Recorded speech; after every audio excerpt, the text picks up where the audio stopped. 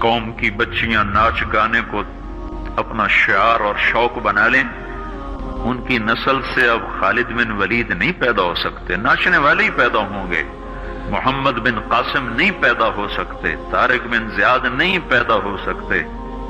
مجھے صلاح الدین یاد آیا اور میں بہت رویا۔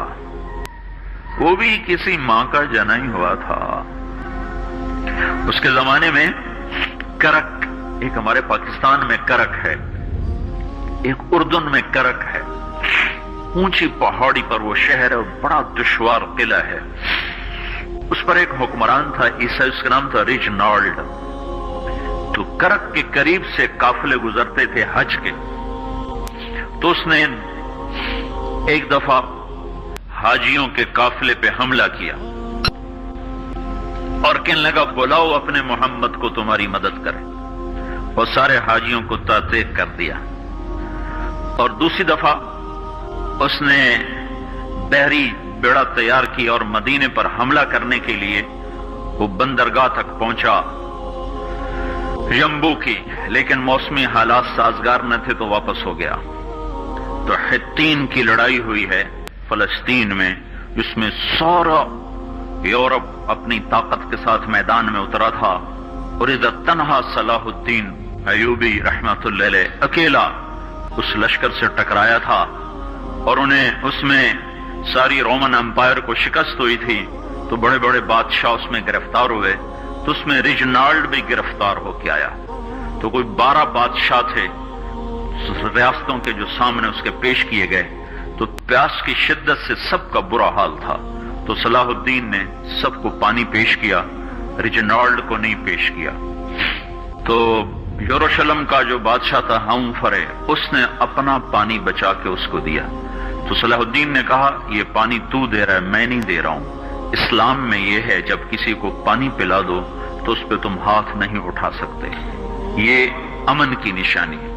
تو صلاح الدین نے فوراً اسے کہا یہ پانی تو نے دیا، میں نے نہیں دیا۔ تو پھر انہوں نے ریجنالڈ کو اسلام کی دعوت دی کہ تو مسلمان ہو جا، میں تجھے دعوت دیتا ہوں۔ اس نے انکار کر دیا، کہا میں نہیں ہوتا۔ تو انہوں نے کہا میں نے تیرے قتل کی 2 دفعہ قسم کھائی تھی، ایک جب تو مدینے پہ حملہ آور ہوا تھا تو میں نے قسم کھائی تھی میں تجھے اپنے ہاتھوں سے قتل کروں گا، اور دوسری دفعہ جب تم نے حاجیوں پہ حملہ کر کے کہا تھا بلاؤ محمد کو، تو میں نے قسم کھائی تھی کہ مجھے اللہ نے موقع دیا تو میں اپنے ہاتھ سے تیری گردن اڑاؤں گا۔ آج محمد کا ادنا غلام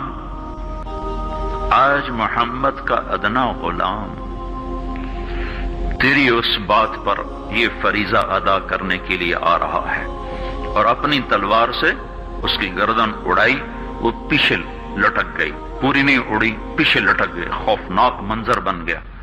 تو سارے بادشاہوں پہ کپ کپی طاری ہو گئی۔ تو صلاح الدین فرمانے لگے ہمارے مذہب میں یہ نہیں ہے، بادشاہوں کے ساتھ ہم بادشاہوں جیسا ہی سلوک کرتے ہیں، پر یہ حدود سے آگے چلا گیا تھا۔ اب مجھے یہ قصہ بھولا ہوا تھا، مجھے انہی حادثوں میں، انہی ہنگاموں میں وہ یاد آیا، تو بعد تنہائیوں میں بیٹھ کے بے بسی کے آنسو بہہ جاتے ہیں، اور اس کے سوا کوئی چارہ نہیں ہے۔ ہماری ساری نسل موسیقی میں ڈوب چکی ہے، جو بدن سرتال پہ تھرکتے ہوں، جو بدن موسیقی کے اوپر ہلتے ہوں، رقص میں آتے ہوں، ان پہ کانٹے ہی اگیں گے، ان پہ صلاح الدین کا پھول نہیں اگ سکتا، ان میں محمد بن قاسم کے پھول نہیں اگ سکتے۔ بانجھ ہو گئی ہے ہماری نسل، اور یہ یورپ کا سحر ہے جو چل گیا ہے، ہماری بے بسی ہے، ہماری بے بسی ہے۔ میں تو بس منت ہی کروں گا اپنے آپ کو پہچانو، اپنی ہستی حیثیت کو پہچانو، اپنی نسبت بدلو۔ تمہاری نسبت یورپ کے ساتھ ہو کے اگر موت آئی بے قیمت ہو جائیں گے، اگر مدینے والے کی نسبت مل گئی تو حضرت فاطمہ کے دائیں بائیں تمہیں بھی کھڑا کر دیا جائے گا، حضرت خدیجہ کے دائیں بائیں تمہیں بھی کھڑا کر دیا جائے گا۔ یہ چند دن ہیں، صبر کر لو، گھٹ گھٹ کے مر جانا ہی بیٹیوں کی روایت ہے۔ مشرق کی بیٹی، اس نے گھٹ گھٹ کے مرنا ہی سیکھا ہے۔